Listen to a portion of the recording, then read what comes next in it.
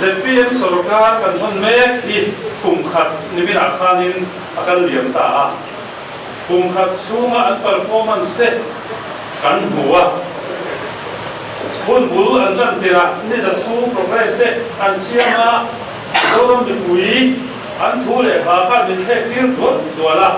hei thil le tham ta sein san siam don ya a han tu khanin bolo kan siama ni amai wa chu ni sa an helme chuan ni sa chung an ti tu soi te kha an ti nge ti lo ti chu de pui te a chiang tu kan ya an so yang an ti lo sia kan huwa kum khat an heliam le me chuan ZPM sarkar ni zia dik tak hi alo lam so chan ta ha zoram ni pui te abi takin sa khorong bol tu anwani thop ni tak tak te sarkar na thop te tharai wa te sina po kum khat chu mai po yan an supporters an lam dem zia le an soi anga anom lo zia kan huwa ege kan thum thar berti mi pui te na kan confirm na kan thum thar de ege ni ta de ti lo ber su kan tiang ti lo na kan ti lo ti na soi anga om lo kan thum thar su ani ta be mai lo mi mi zo lo mi pui te kum khat su mi zir ki su ni ka ya chu thuman dia kan sei lu ni ZPM sarkar William sarkar ZPM ka ikoyan ka thu soi hi he point chen khat ka soi te hi alo in em no na zoram mi puitan opposition lokra de chama kan soi hi mi puitan ni ti sia an ngai tu na lo sen non ka wa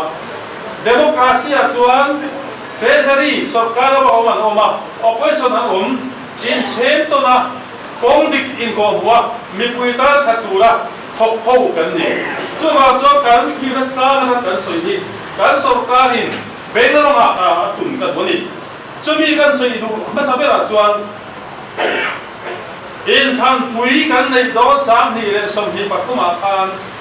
kan sarkar kal me ya mi pui ko na ko pu tang hai thar chili so thi ai en mun pia le marsa te an lei tu thu le aman tu te an soyadi chutiang chuan mi pui ne na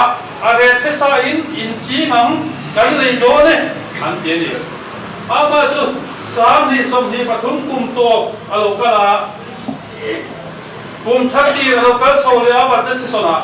chuti huna po chuan mun pia kan lei don an ti te governor bevina poisa po omsa kan lei bek do na tia kha an han lei lo pa mi pui tam tak mi tui ta an siamani ma se mi pui pon kan na thia be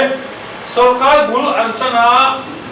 ro man na da siam tak tak lo wa step ana lo wa mi pui to na kha kan to pui e be walin re ma sa thiet ke na thui tak kan nei ni a ma e ro chu kum khat jet zot an sarkar ta atu do in position an la ruwa manarin kim an siam ta chumi a chuan thai thar lei tur anti pali te hi mizo mi puiten sarkar o mai tha kun na thok tu ten na sataka an thaian to ka thile thau pola an kun na tho rang te hi anti troll kan hawa mi pui tha ba ta ki kan hau do ti kan soi du ni chumi ko ma chuan thil kai thoi na han siam le chota hun basa an soi khan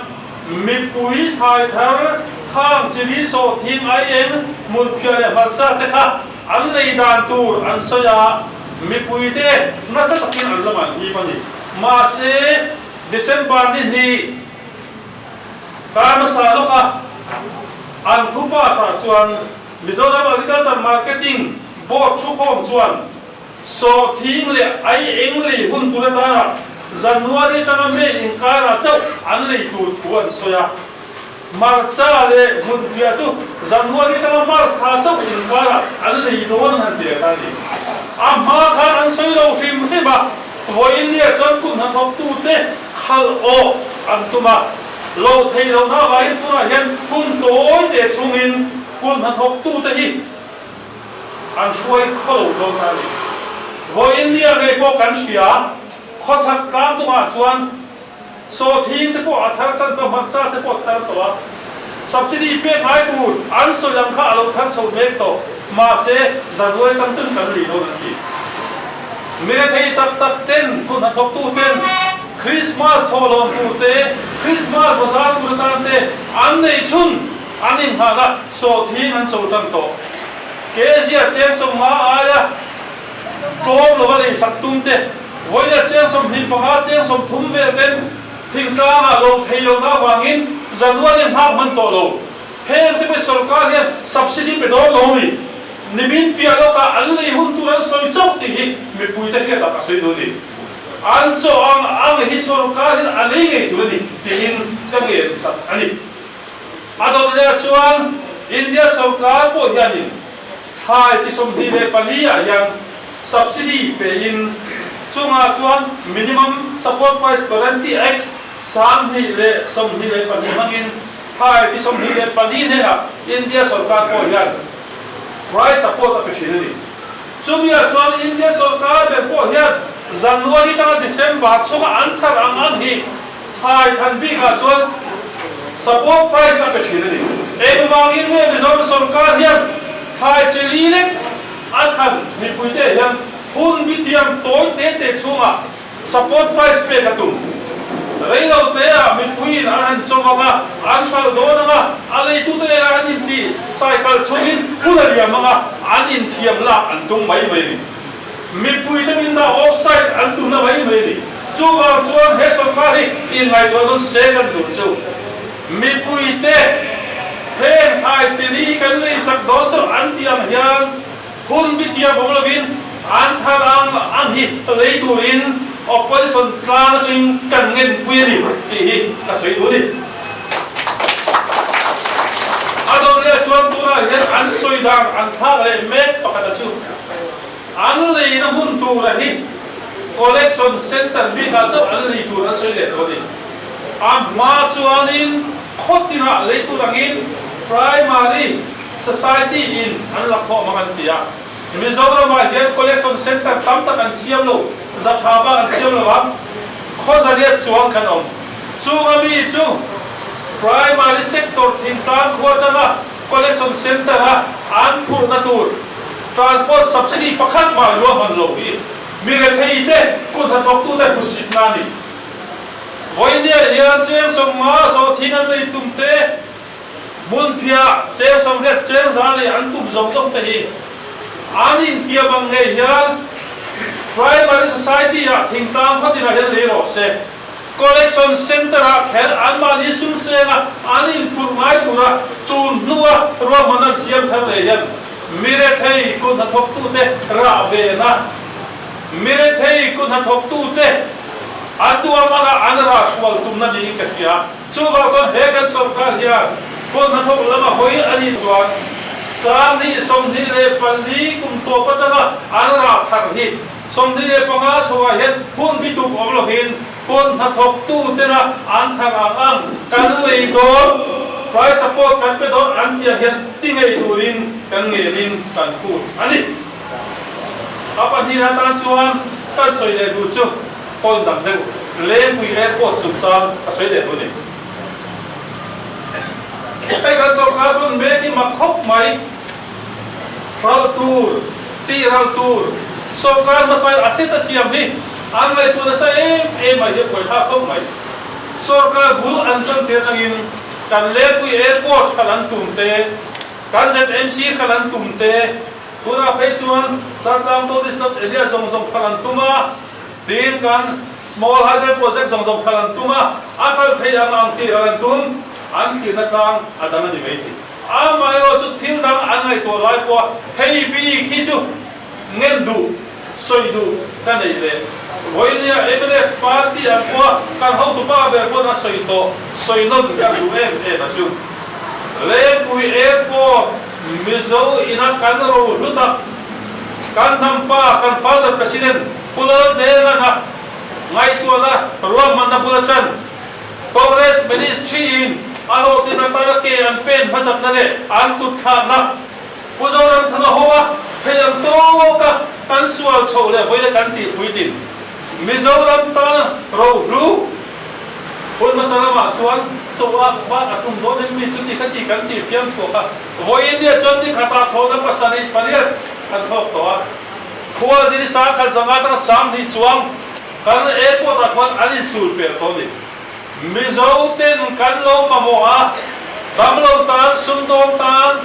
zero tan tong en team official duty pe lama khu airport kan ram kan nam ro lu voi india kan sarkari khal tura ngai tura mangal na mai hi voi in en non turin kan sarkar ka ge na ni voi dia kala tu na te hi hang ngai to chenga Airport Authority of India AAI te adani te ne ra khal atuma apek tu lai khachuan uluk takin kan lo thira government condition activity ya ma ko sarkar ya kal pui the lo ro point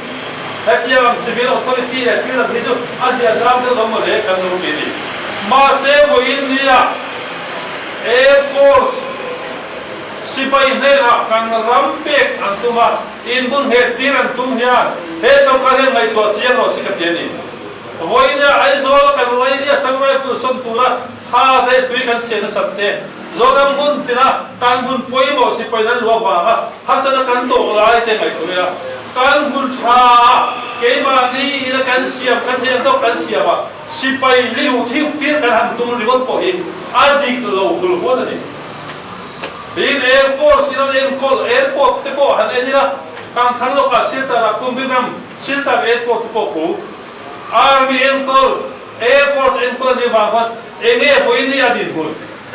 notice airport a chapola ni em an ni reng lo a chang tam ti thok lo ni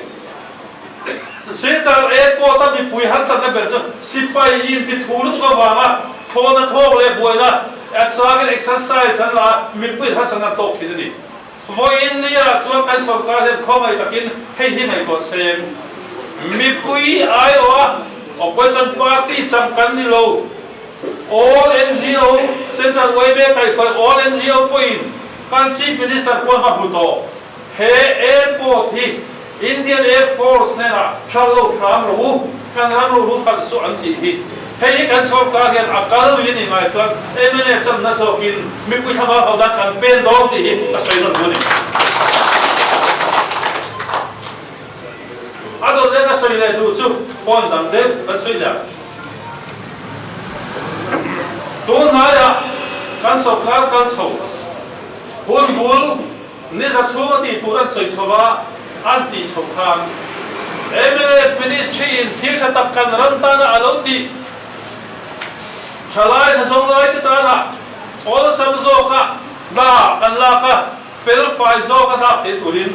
MSSB kan siama ama jan ni za chuwa an na tho turan soya kan ka MSSB group B nan ge set chin la tu ka min chia sakta assembly apo kan ti pe ta kan soya an chia chana ka kan ram chalai ten ma khuwa ga yo bang ne win MLA win Eram tan thil sa kanti political revenge sabang kim jam min chia sakani ama chu an soya mi pui te ne la an thila chu he MSSB kan chia kana MPSC kan thuam chak don MPSC chak zokin kan thuam don an tia house apo kan debate ani ama yo chu to pa chuan abang tam zok an nia enang o MSSB in nala putam takte ruang mang tote mizo chalai te point MSSB arin nan ngata basinan ngata affair kon ti lai an chiata le sarkarin MPSC ti chak don le fair ta kal pui don jan a cha lo mo le sarkaran ni kan ti ma se kan voi sarkar su ru na mo tun nai ri mo da po yan kan MPSC aba min hiu na sa em he sarkar hian MPSC cho thuam chakta em kan MPSC cho win ne het enge din hun kan chalai le ka thiam rual te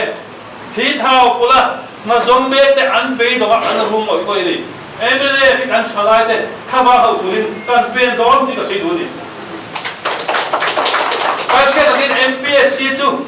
constitutional body ania article zathum som pangale zathum som ni le pathum in kara Indian Constitution pa som le pali na ina thu nei na pek big chunga min a thu nei na free and fair na la a tu na boi pui tu ani la in vo India hian kan sarkar ai no thuk kan tuk nge vo India kan MPSC hian hasana abatok na sa tabe halui mai di som ni pasari November la entomologist post khat gazetted officer Health and Family Welfare Department noya la tu te bo kha kumbul lama adil tu som ni pani te an dil na pong ania screening an de han ne mi pangate he ho hi an document ne atul anga e sama beta kan ni tin chung chu pangal som ni sa an e san tira pathum akal thalea personal interview an nei don to results manua kha kan cancel le veta screening nei thale turante screening board an siam thar le screening thara chon mi dana lu bel le ta chumi nuwa chon han ti thale mi thare bel cha tur athing le ta nok mai ni voi tam screening an ti te written te pon ti to no an no to kha